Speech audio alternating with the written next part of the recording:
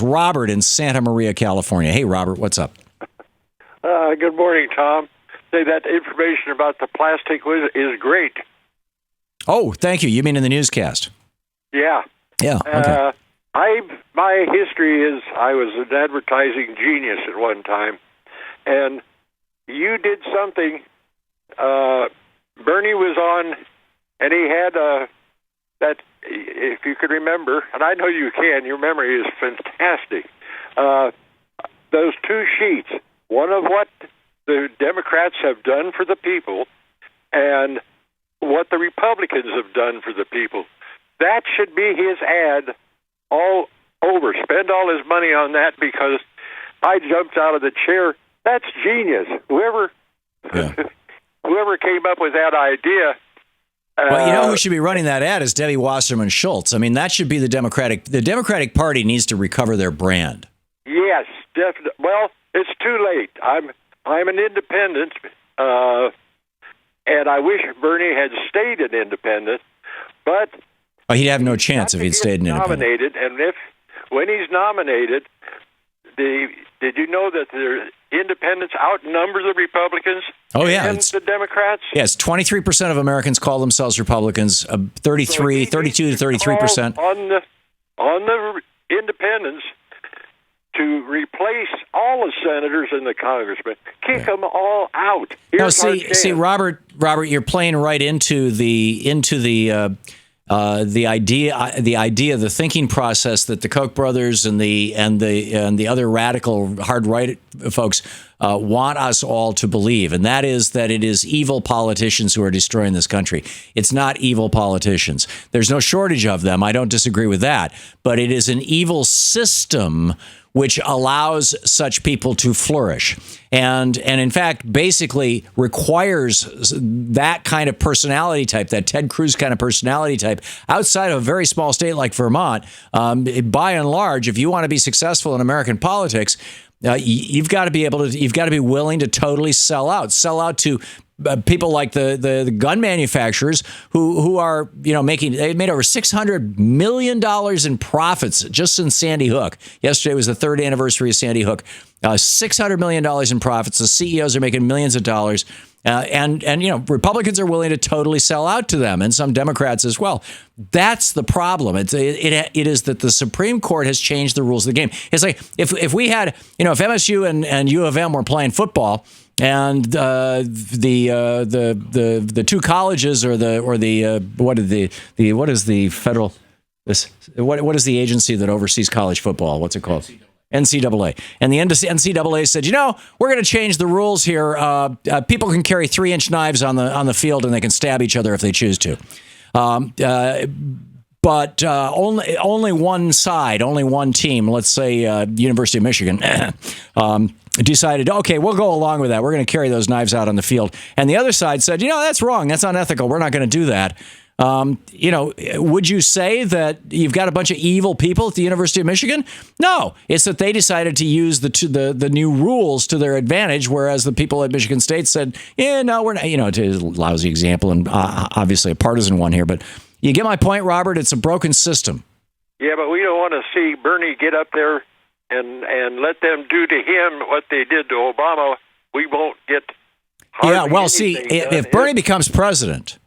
Which is a huge if. But if Bernie becomes president, they will not be able to do to him what they did to Obama, because if he becomes president, it will be the result of a national movement, and that movement will move down ticket. That's the big problem that the Democratic Party has right now, is that Hillary has real short coattails.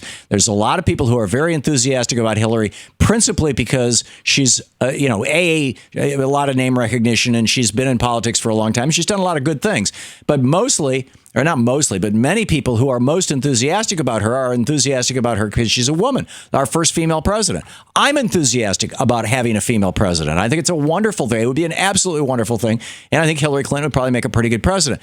But that doesn't give you coattails. What gives you coattails is policy. people like, they're voting for you not because you're a man or a woman or because you're black or white or whatever. They're voting for you because they want the policies that you're espousing. And, Obama, Jim's got the montage. I don't know if you can easily pull it up, Jim, of the different times that Obama, back when he was running for president in 2008, said that he was going to, basically blow up NAFTA. I voted for him for that reason more than anything else. It wasn't a matter of, it was he's the first African-American. You've got it? Yeah, here it is. Listen to this, Robert. We can't keep passing unfair trade deals like NAFTA that put special interests over workers' interests.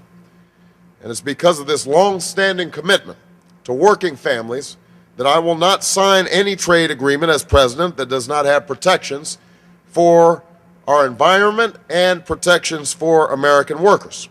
If trade agreements are written only with corporate profits and Wall Street in mind, and not with its possible effects on Main Street, then we're only seeing half of the equation, and we've got to take those into account.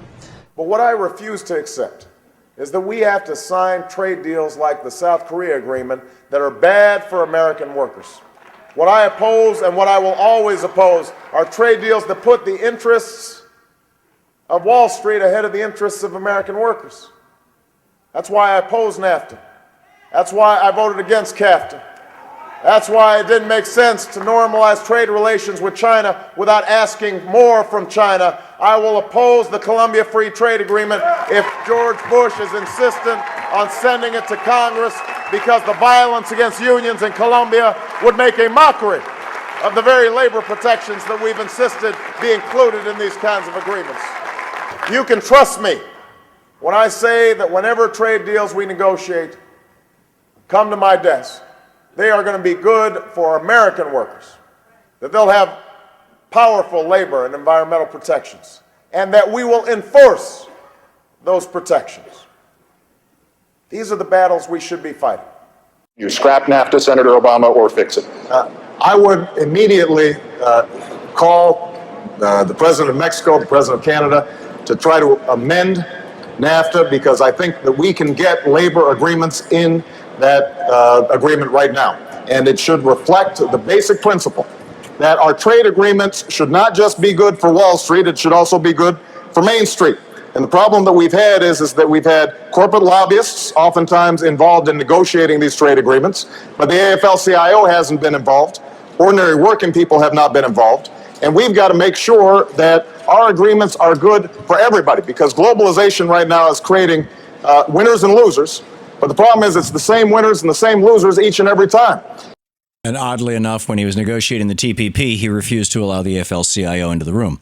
So, this is, and that's not just, Barack Obama selling us out. It's basically the power of these corporations and the power of these organizations is the result of Supreme Court decisions. They have changed the rules of the game, just like in my analogy earlier, if the refs had changed the rules of the game in the MSU-UM game. But, Robert, I got to move along. Thanks for the call. To watch more clips from our programs, hit the Watch More Videos button over here. And please be sure to hit the handy-dandy subscribe button so you'll always be up to date. Tag, you're it.